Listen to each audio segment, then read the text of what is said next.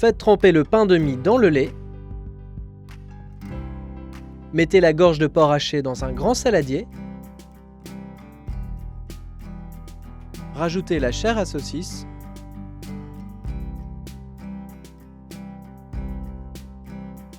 Ensuite, hachez le foie de volaille comme ceci. Il est recommandé lors de la manipulation de viande froide d'utiliser des gants. Mettez le foie de volaille haché dans le saladier.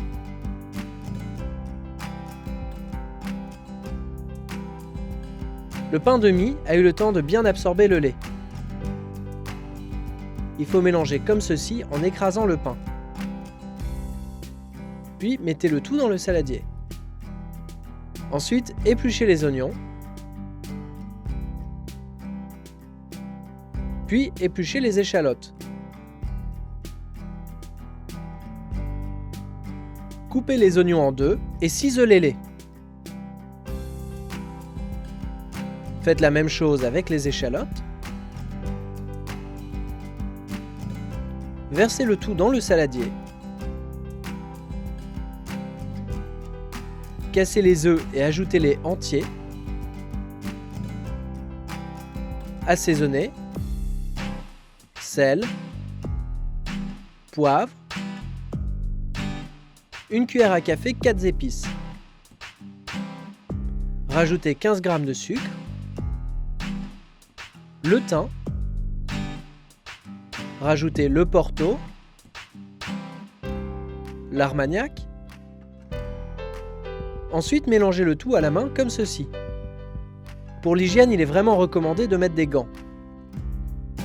Ensuite, il faut laisser reposer environ 4 heures au frais. Vous pouvez laisser reposer plus longtemps si vous n'avez pas le temps de le cuire tout de suite après, mais toujours bien au frais. Sortez le mélange du réfrigérateur, remplissez les barquettes. Ne remplissez pas tout, juste le fond. Ensuite, mettez quelques noisettes.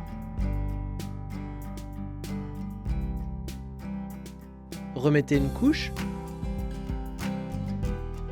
Puis encore quelques noisettes. Cela permet de bien les répartir. Recouvrez de la préparation de viande une dernière fois et posez les feuilles de laurier. Mettez au four, au bain-marie pour 3 heures à 180 degrés. Pour le bain-marie, prévoyez un plat profond et surtout versez l'eau déjà chaude dans le plat. Pendant la cuisson, préparez la gelée.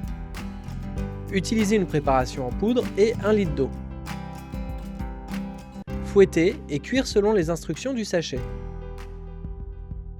Lorsque les terrines sont cuites et un peu refroidies, videz délicatement un maximum de graisse comme ceci.